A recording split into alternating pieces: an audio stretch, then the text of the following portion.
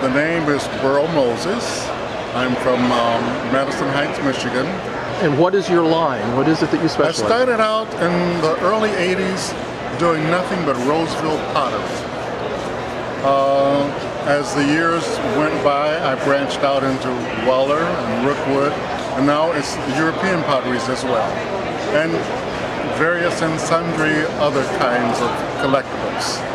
50s right now is a pretty hot collectible. Arts and crafts. Collectors are now blending the two together. They're combining your arts and crafts movement with the 50s. This is from California. The black one. This is Florence Ceramics. This is called Grandmother and I.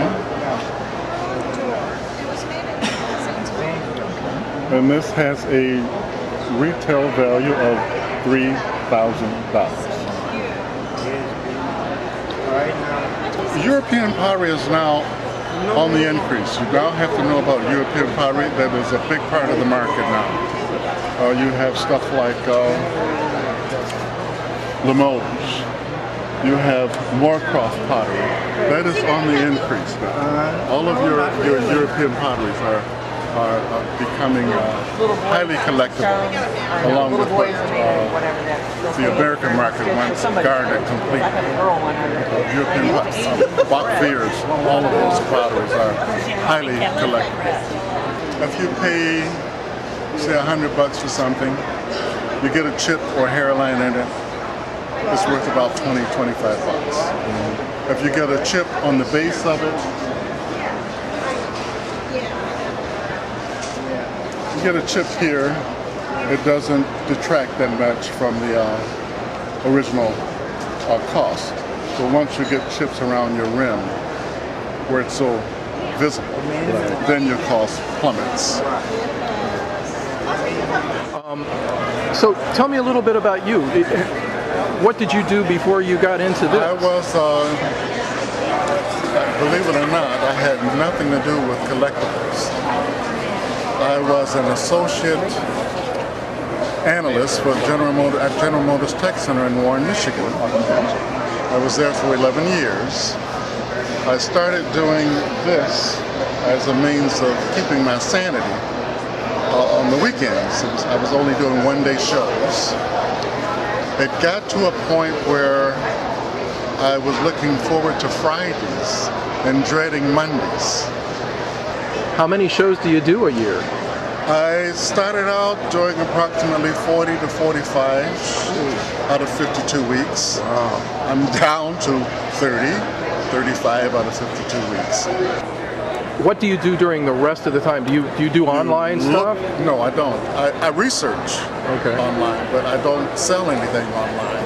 So all of my merchandise that people see here has never been offered for sale on the internet.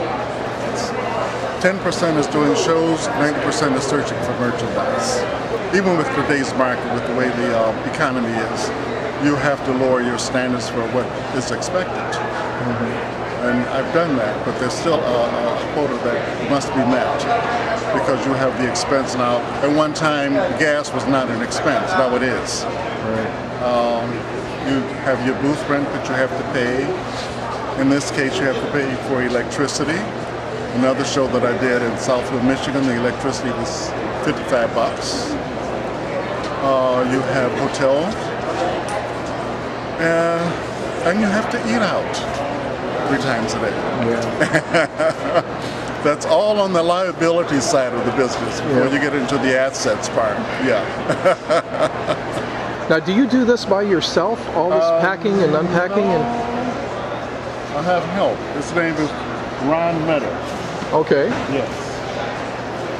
Wave, Ron. when I'm setting up at the show, he's shopping it.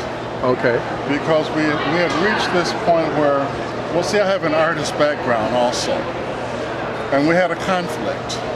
He would put something in a specific spot that I didn't like, and I would come around and move it.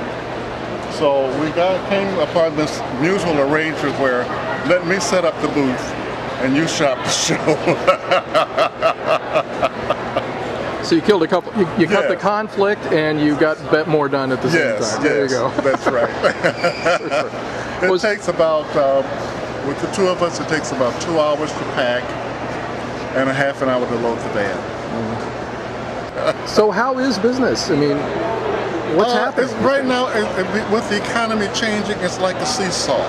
You do a show, and it's up here, and you do another show, and it's down here. So right now, it's not. It hasn't balanced out where it's level or even, where every show is a good show. They're up and they're down. So you have to live with a little unpredictability Yes, you these do. days. You do. You have to take the bad with the good.